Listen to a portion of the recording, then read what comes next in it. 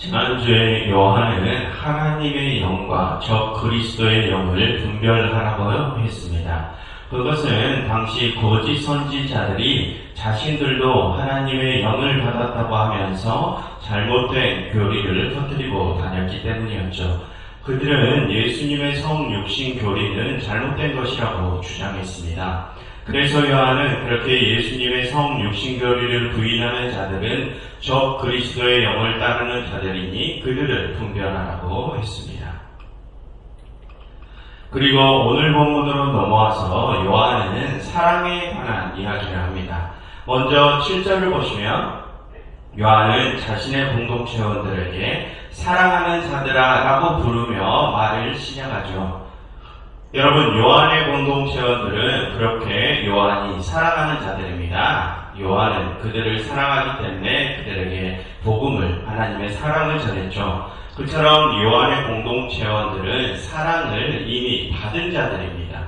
그러니 요한은 우리가 서로 사랑하자라고 하죠. 여러분, 다른 이들로부터 어떠한 도움이나 사랑을 받은 이들이 그것을 다시 돌려주는 일은 기본 윤리에 속하죠. 오는 게 있으면 가는 게 있는 것이 당연한 것입니다. 그래서 뒤에 10절을 먼저 봐서 보시면 우리가 하나님을 사랑한 것이 아니요 하나님이 우리를 사랑하사 그의 아들을 내어주셨다라고 하죠. 하나님이 먼저 우리를 사랑하신 것입니다. 그러니 11절에서 요한은 하나님이 같이 우리를 사랑하셨은즉 우리도 서로 사랑하는 것이 마땅하다라고 합니다. 즉 사랑을 받은 이들은 사랑을 다시 되돌려 주는 것이 당연하다는 것이죠. 오늘 요한은 그 이야기를 하려고 합니다. 너희가 사랑을 받았으니 너희도 사랑을 하라고 말하라고 하죠.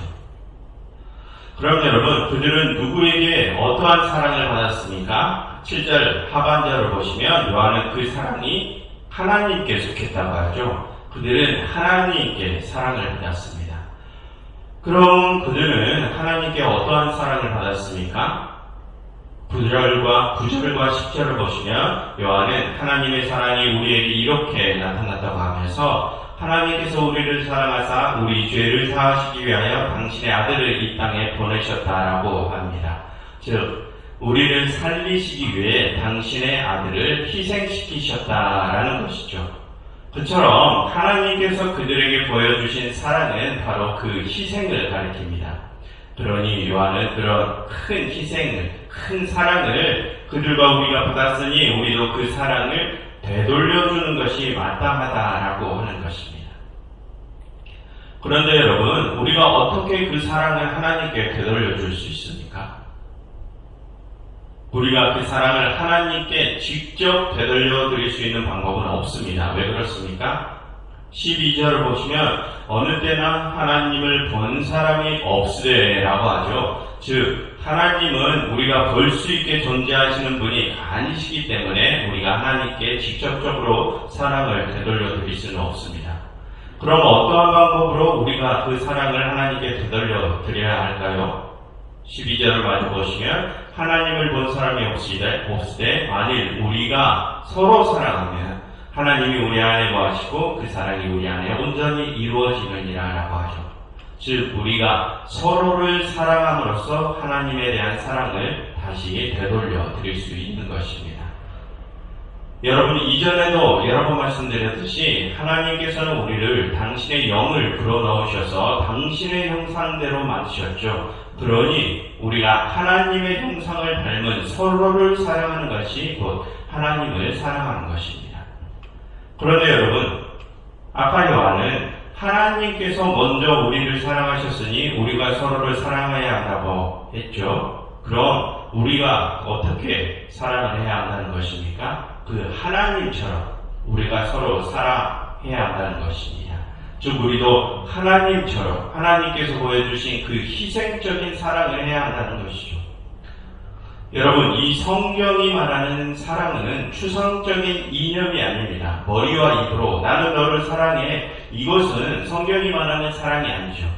이 성경은 예수님께서 실제로 당신의 생명을 우리를 위해 희생하셨던 것처럼 그렇게 실제로 타인을 위해 나의 것을 희생하는 일을 사랑이라고 합니다.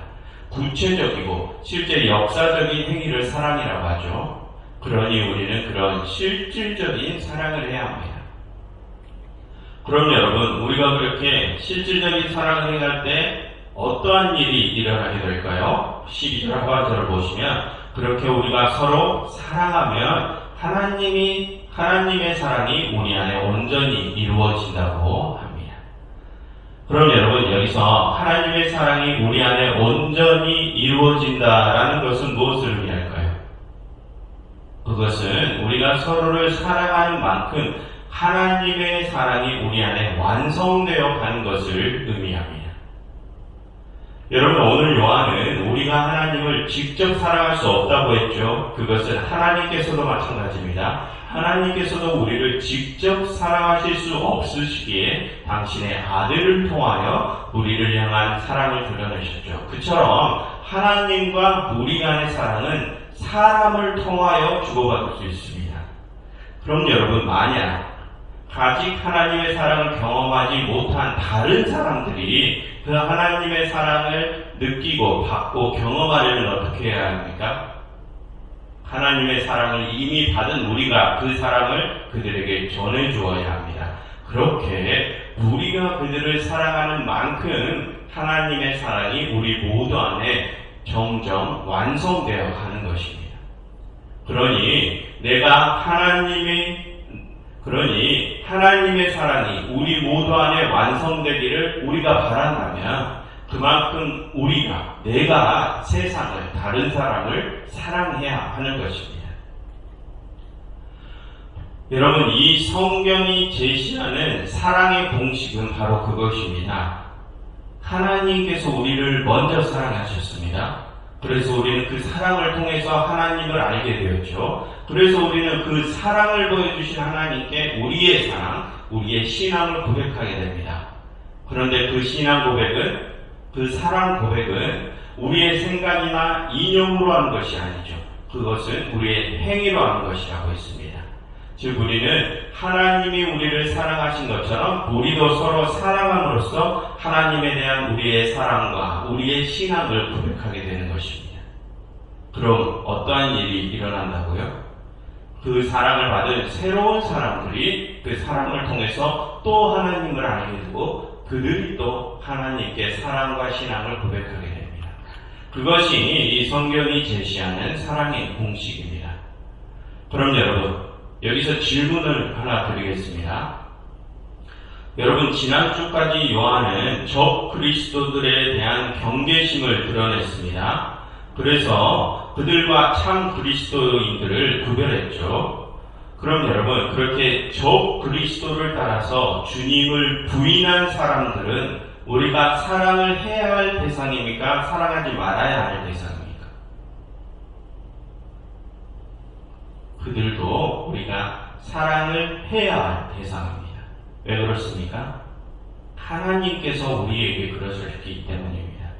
우리가 하나님을 버리고 어둠 속을 걸어다니고 있을 때 그런 우리를 하나님께서 먼저 사랑하셨기 때문입니다. 그랬기에 우리가 하나님의 사랑 안으로 들어올 수 있었죠. 그러니 우리도 역시 그들을 사랑해야 하는 것입니다. 그러니 여러분, 만약 여러분들께서 이 세상이 하나님을 향한 사랑을 고백하는 일로 가득 차기를 바란다면, 그래서 하나님의 사랑이 이 세상에 완성되기를 바란다면 그 바람만큼 여러분들이 세상을 사랑하십시오. 여러분, 성경은 말합니다. 사랑은 결코 말이나 생각으로 하는 것이 아니라고 합니다. 그것은 나의 것을 희생하는 그런 구체적인 행위로 하는 것이라고 합니다.